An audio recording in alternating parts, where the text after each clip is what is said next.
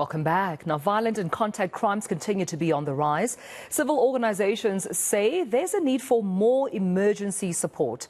CrisisOnCall says centers remain understaffed and overwhelmed by the volume of calls received. So to discuss this even further, we're now joined by the organization's Ruan Vermaak this morning to take us through not only the work they do, but also painting that picture of how dire the situation is. Ruan, thank you so much for your time and good morning to you. I think oftentimes we hear South Africans complaining about 10-111 either not answering calls or not responding on times. But paint us that picture in terms of the staff, the number of staff and the number of calls per day with which just that hotline receives per day.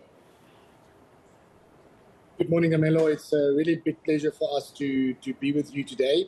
It's quite shocking stats actually, because you're looking at perhaps per day between about 10,000 calls that has been reached at a 10111 contact center per day. And in the past 3 years, more than 6.3 million of these calls was dropped due to the call centers that has been understaffed and other issues such as power issues and all that stuff that is a quite big problem. And then obviously the police stations that is also understaffed and the vehicles that's not in a working condition and all that stuff that gives South Africans a very big fright.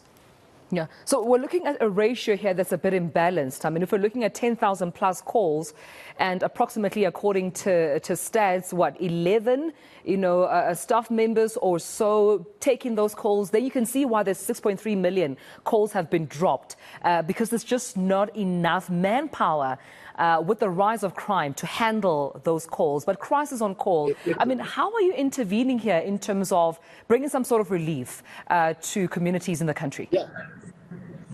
Yeah, so CrisisOnCall is a emergency response solution, and we've got a call center that can assist all the South Africans. Once you become a member of CrisisOnCall, that gives you access to a national emergency number.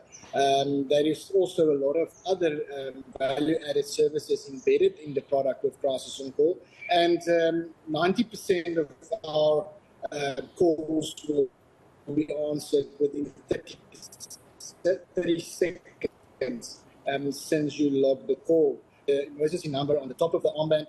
There is also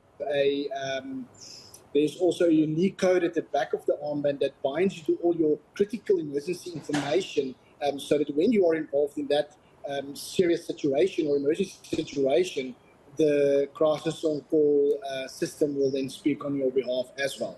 Yeah. We're having this conversation, Ruan, as well, because we try to also highlight the response time from when the call is placed to when help arrives, to where there is distress, right? And I understand that that's also equally important to you, to ensure that you do this timeously, because, I mean, if violent stats and crime stats are anything to go by in South Africa, you would know that gun violence also contributes to deaths in the country. So it's important to have capacity to respond when that call is clocked in. Definitely. Well, if you look at the Police Minister, Beketele, mentioned in his public speaking the other day, he said that 7,555 murders were recorded in the past quarter in South Africa. That means we are looking at 696 more killings in South Africa than the previous financial year. And it's also about 84 murders a day in South Africa. So this is not even... we don't even look here at the crime stats, housebreakings, robberies, and pickpocketing and all that stuff that is these days seen as a petty crime in South Africa. So yeah, it's a big concern.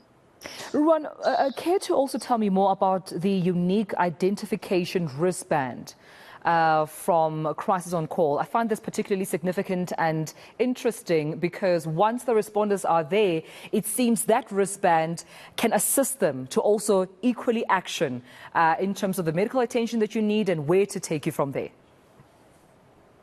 Definitely. Since CrisisOnCall started back in 2002, we actually did a lot of research and saw a need for proper medical identification on the road. So hence the paramedic, when he stops at the scene, they don't have time to basically look for a medical aid card. And what if there is 5 people sitting in the car that is involved in the accident or the housebreaking or whatever the situation may be?